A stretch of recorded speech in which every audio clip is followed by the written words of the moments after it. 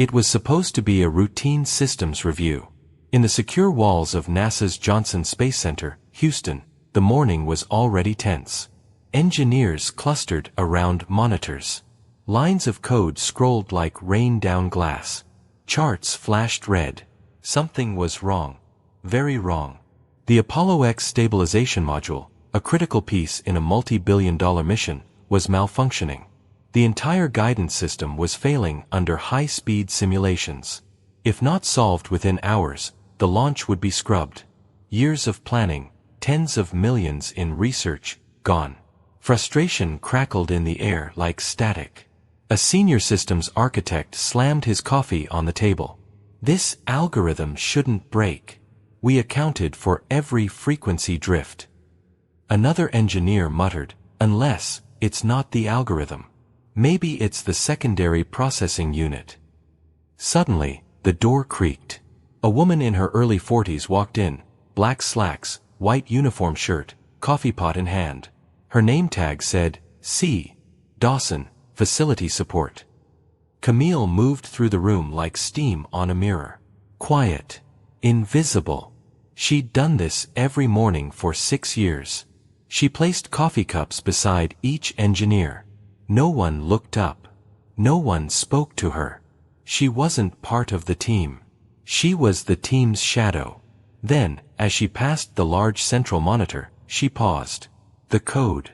The signal bounce pattern. Her brow furrowed, just slightly. And then she said it. Soft. Almost to herself. You're compensating for the wrong frequency range.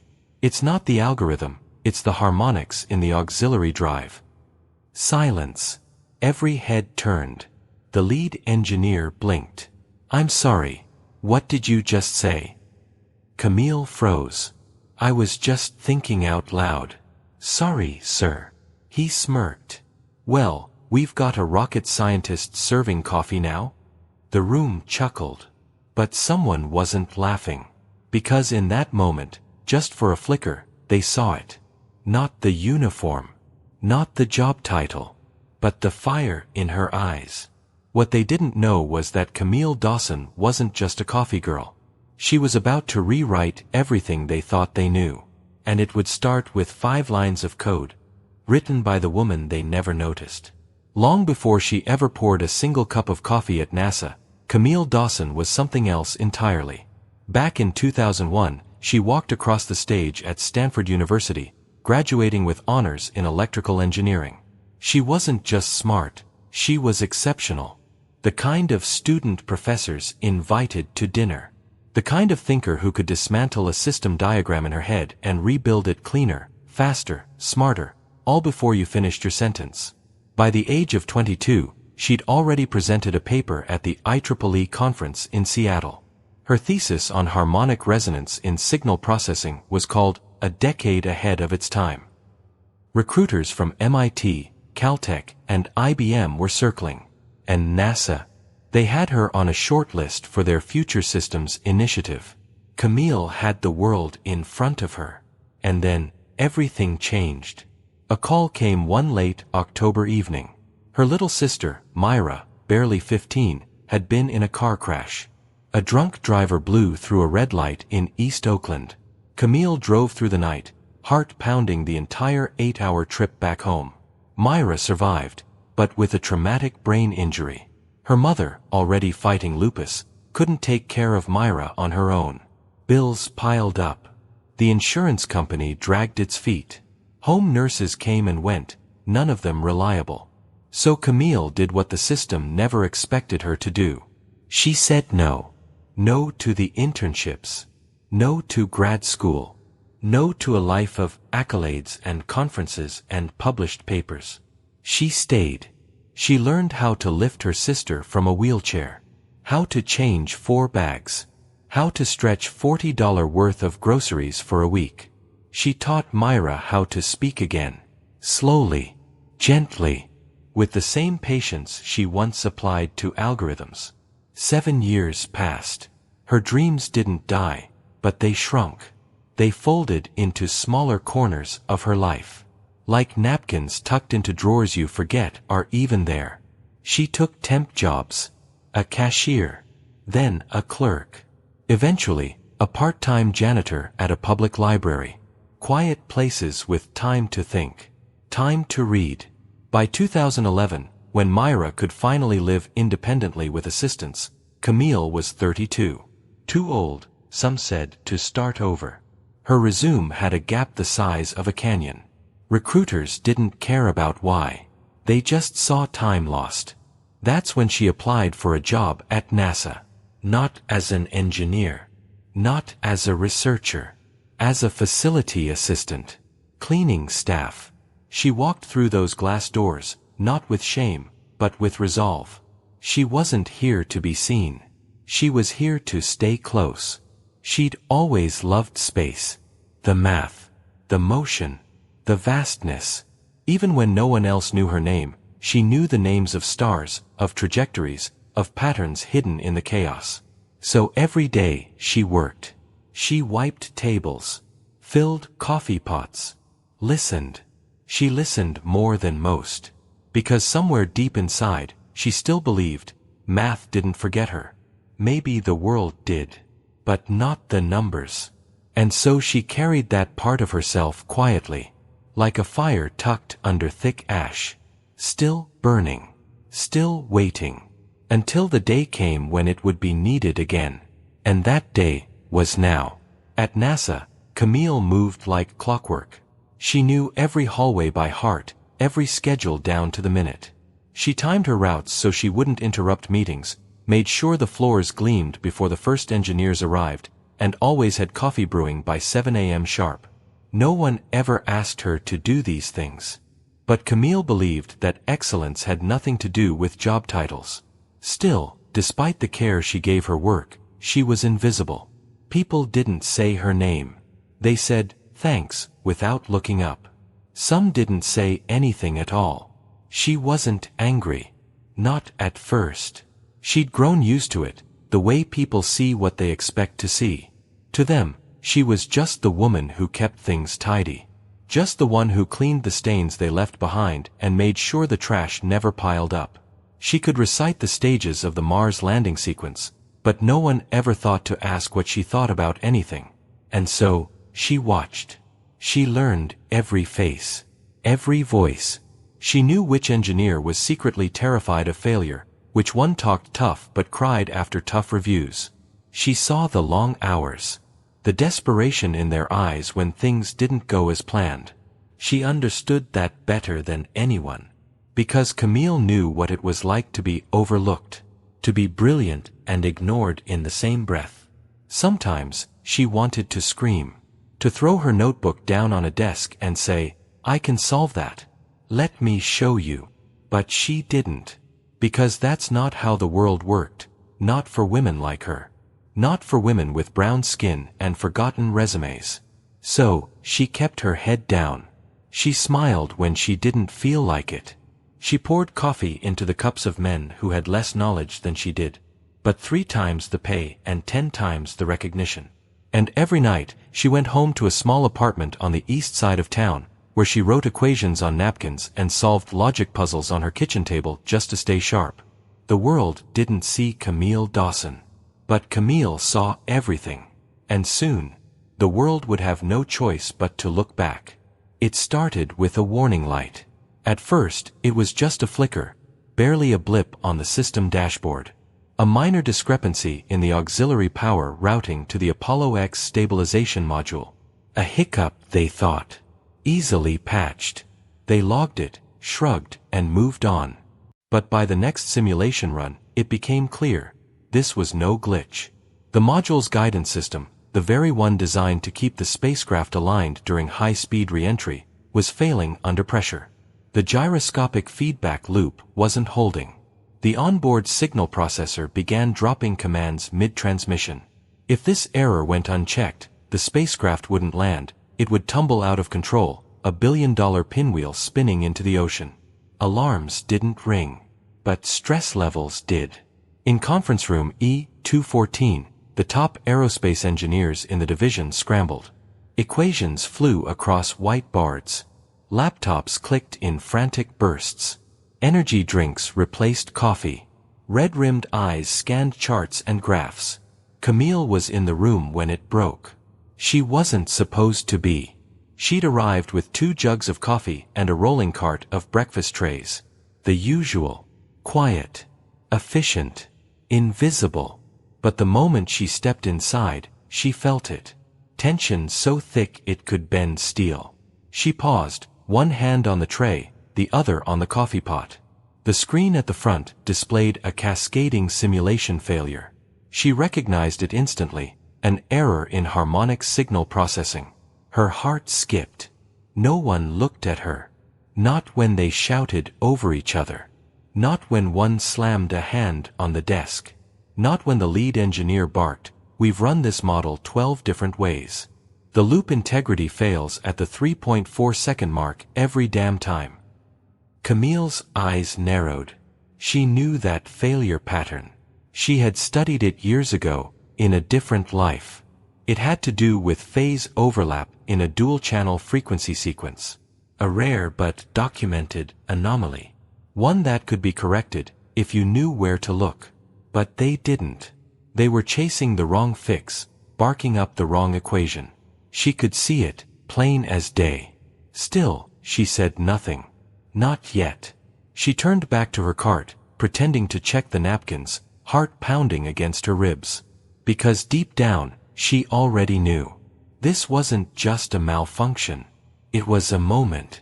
A crack in the wall she'd stood behind for far too long. And through that crack, the world was finally about to see her. Camille didn't mean to speak. It slipped out like breath. She was standing at the far edge of the room, refilling the sugar packets, when a younger engineer cursed under his breath. He was staring at the failure screen, dragging a pen through the air like he could scribble the error out of existence. "It's not the processor," he muttered. "It's gotta be the feedback algorithm." And then, Camille said it. Soft. Controlled. Almost like a question. What if it's not the algorithm? What if the harmonic distortion in the auxiliary drive is causing phase shift past the primary loop? It wasn't loud, but it hit like thunder. Every voice stopped. The room turned. The lead engineer blinked, eyes narrowing as if he'd misheard. "Excuse me," he said. Camille hesitated. She hadn't meant to be part of the conversation. Not really. But the words were already out there. She cleared her throat. "I said, maybe the phase alignment is destabilizing the reentry loop because of unresolved harmonics in the secondary drive. If you recalibrate the feedback buffer to filter high-frequency anomalies, you might restore signal integrity." For a second, no one said a word. Then came the laughter. Low. Sharp. Not cruel, but cutting. The kind of laugh that says, "You don't belong here." One of the younger guys smirked and leaned back in his chair. "Well damn, didn't know our coffee lady had a degree in rocket science." A few others chuckled. Camille's face didn't change. She didn't flinch. She didn't fold. She simply looked back at the screen, then turned toward the coffee station again. "I'll be done here in a minute," she said calmly. But one person, just one, didn't laugh. Her name was Dr. Lena Patel, the quietest person in the room, but the one with the sharpest eyes. She didn't say a word. She just looked at Camille differently now. Like maybe she'd seen something the others missed. Like maybe Camille Dawson wasn't just another uniform. Maybe she was the answer they'd been looking for. And the question now was simple. Would anyone be smart enough to listen? The meeting ended without answers. People filed out, murmuring about rerunning simulations, about calling in another specialist from Langley. No one mentioned the woman in the corner who had casually unraveled the failure they couldn't explain. No one, except Dr. Lena Patel. Later that night, curiosity tugged at her like static under her skin. She couldn't shake the way Camille had spoken, not with hesitation, but with clarity, with precision. So Lena opened her laptop, pulled up the internal personnel directory, and typed in, Camille Dawson. Facility support. Non-technical staff. No formal record of technical credentials on file. But Lena had a feeling. She dug deeper: public databases, archived journals, old university listings. And then, there it was. An article from 2001, Signal Logic Optimization in Harmonic Feedback Systems, by Camille Dawson, Stanford University. She clicked. The writing was dense, technical, elegant. Even Lena had to slow down to follow it. She found more old footage from an IEEE conference in Seattle. A 22-year-old Camille, standing at the podium with short hair, a firm voice, explaining waveform disruption models to a room full of PhDs. A list of scholarship awards, honors, and then, nothing. After 2002, her name vanished. No publications. No citations. No affiliations. It was as if the academic world had swallowed her whole and erased the record. Lena leaned back in her chair, stunned. She whispered aloud, "What the hell happened to you?" The next morning, she printed the article and slipped it into a folder. As she passed Camille in the cafeteria, she didn't say anything. But she left the folder on the break room table, just close enough for Camille to see. Inside, a sticky note in neat handwriting. "I read your paper. It was brilliant." Camille stared at the folder for a long moment. Then she tucked it quietly into her satchel and kept moving. She didn't need thanks. She didn't need applause. But she knew now that someone had finally seen her. And in the world Camille Dawson lived in, that meant everything. 2 days passed. The problem still wasn't solved. Simulations continued to fail, each run ending in the same catastrophic system collapse. Teams rotated through in shifts, eyes red, voices raw. No one could figure it out. And still, no one called Camille. Not officially. But on Thursday morning, Camille found a folded note tucked beneath the filter basket of the break room coffee machine. Just 5 words. Room 2C. Midnight. Just us. No name. No explanation. She knew who it was. That night, Camille stayed behind. After the building emptied and the halls fell silent, she walked quietly to room 2C. The door was unlocked. Inside, Dr. Lena Patel sat alone, a tablet glowing on the table in front of her. Camille didn't speak. Neither did Lena. Not at first. Lena pushed the tablet toward her and said, "We removed the loop filter. The signal still crashes. I think you were right about the harmonic distortion. But I don't know how to fix it." Camille stared at the screen. And just like that, she slipped back into the rhythm. She pulled a marker from the tray beneath the whiteboard. Her hand moved like she'd never stopped. Years melted off her shoulders. Line 1, feedback timing diagram. Line 2, shifted phase intervals. Line 3, spectral harmonics isolation. Line 4, modified signal decay rate. Line 5, reentry cycle stabilization function. She stepped back. Lena blinked. "That's it." Camille shrugged. "Try it." The next day, Lena ran the simulation using Camille's parameters. It didn't fail. It held. Clean.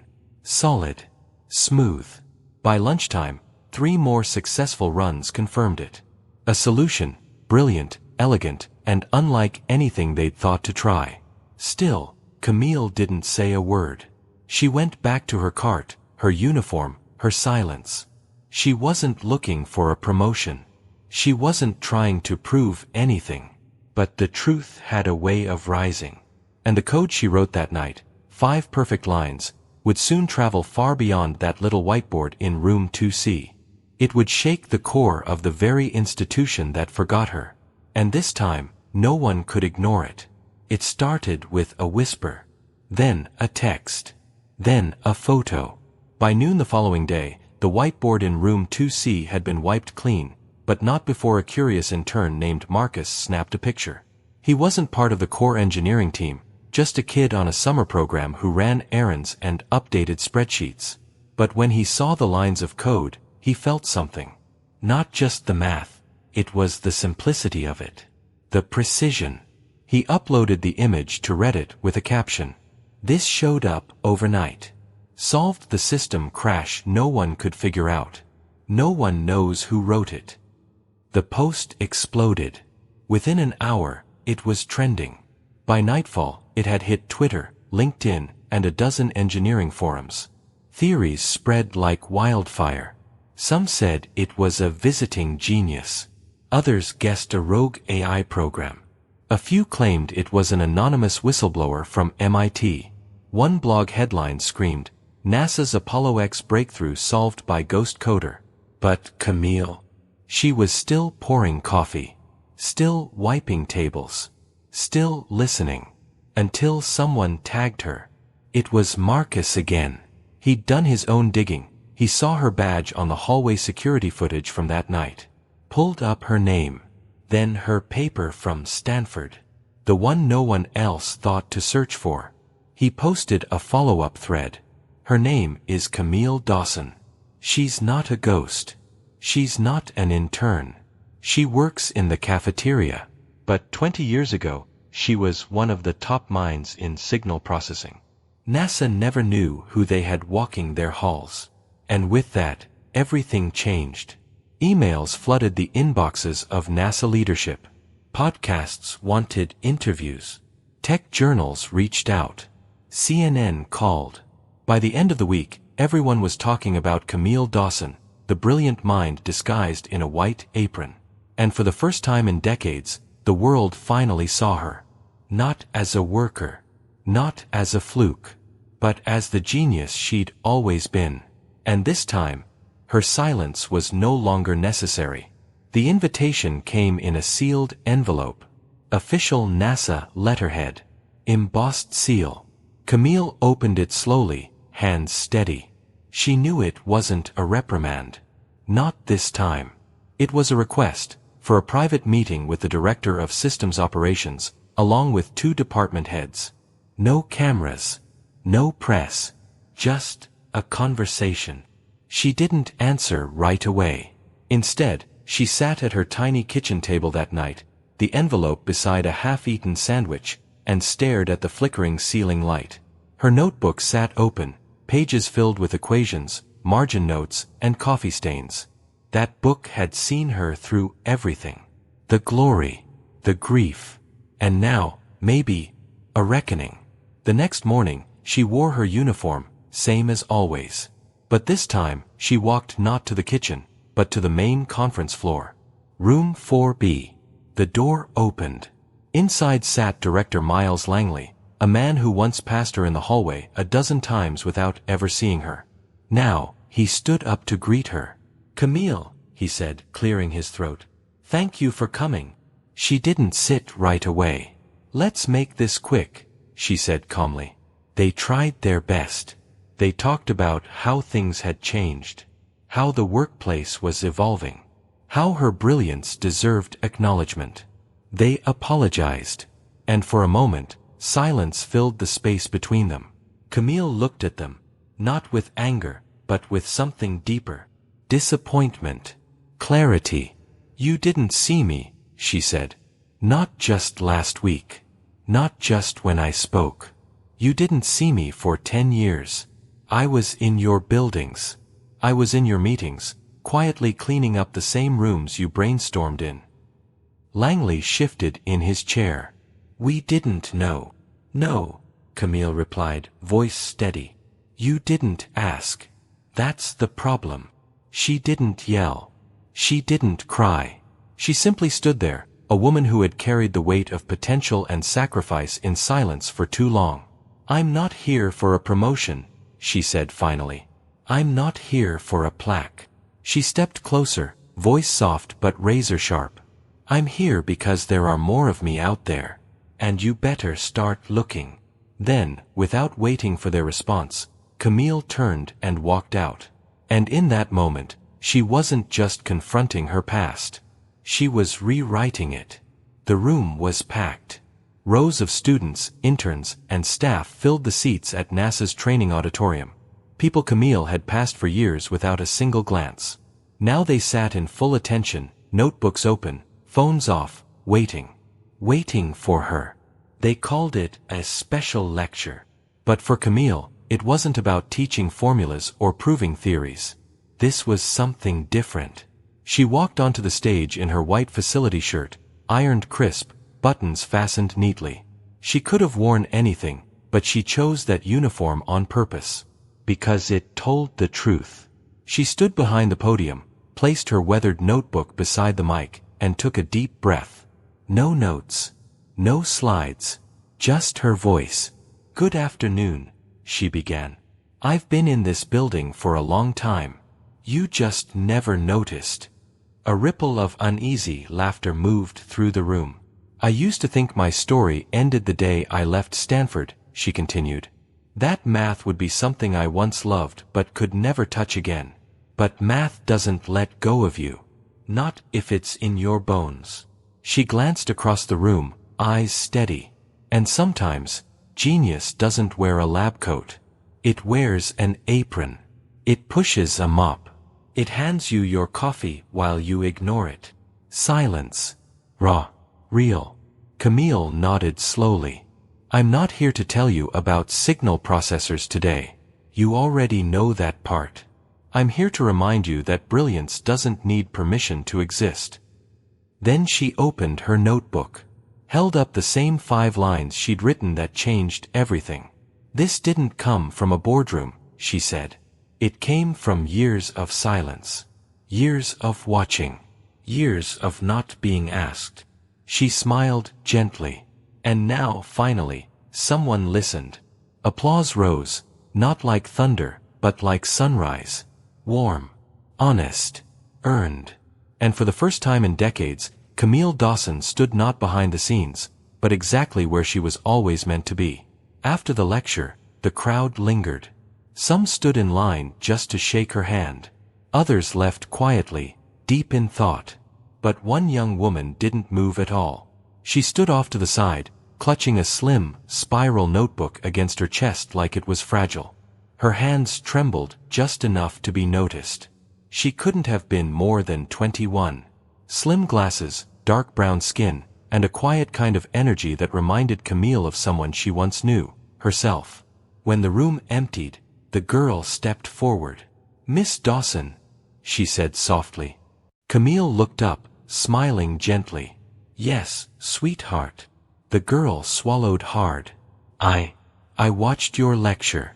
Twice. On the stream. I'm studying systems engineering, but I almost quit. I kept thinking, maybe I'm not built for this."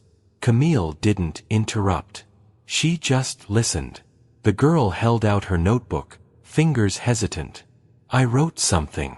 It's probably nothing. Just an idea I've been working on. But after hearing you, I thought maybe." Her voice trailed off. Camille took the notebook and flipped through the first few pages. Equations. Concepts. Loops and systems. Raw, unpolished, but brilliant. She tapped her finger on the top of the first page. "You see this?" she said. The girl nodded nervously. "This is everything," Camille whispered. "Not the math. Not the pages. The courage. This right here, page 1, is where every breakthrough begins." The girl blinked, her eyes suddenly glassy. Camille handed the notebook back and smiled. "You don't need to prove anything to anyone but yourself.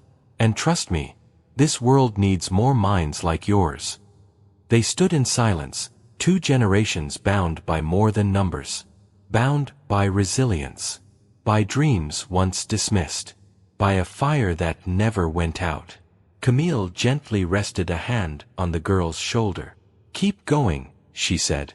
"And when no one's listening, speak anyway." Weeks passed, but the impact didn't fade. Camille Dawson had no intention of becoming a symbol. She didn't crave fame or a TED Talk or a Netflix deal.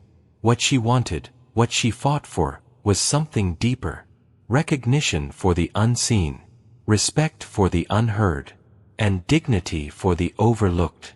One sunny afternoon, she was invited to speak one last time, not to scientists or scholars, but to a mixed room of students, faculty, cafeteria workers, maintenance staff, and interns. All in one place. Equal in the seats. She walked in quietly, no spotlight, no music. Just her. The stage was small, the room intimate. She stepped up to the microphone, holding that same worn notebook close to her chest. Her voice was calm, grounded. "I'm not here to talk about math," she began. "I'm here to talk about listening." She scanned the room. "I worked in this building for over a decade, and for most of it, I was invisible. I walked past people who didn't see me. I offered solutions no one asked for. And I went home each night wondering if my story had ended."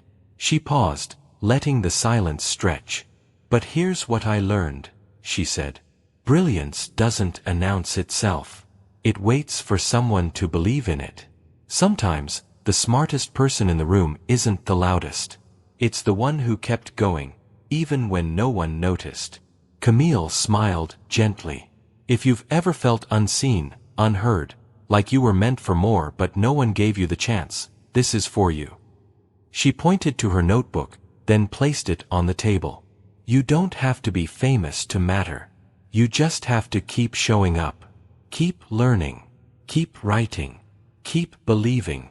She stepped back from the mic. And the room erupted, not just with applause, but with something deeper. A shared understanding. A collective shift. And now, we turn to you. If this story moved you, share it. If it reminded you of someone, tag them. If you have ever been underestimated, drop a comment. Let the world hear your voice. Because brilliance is everywhere. And it's time we all start listening.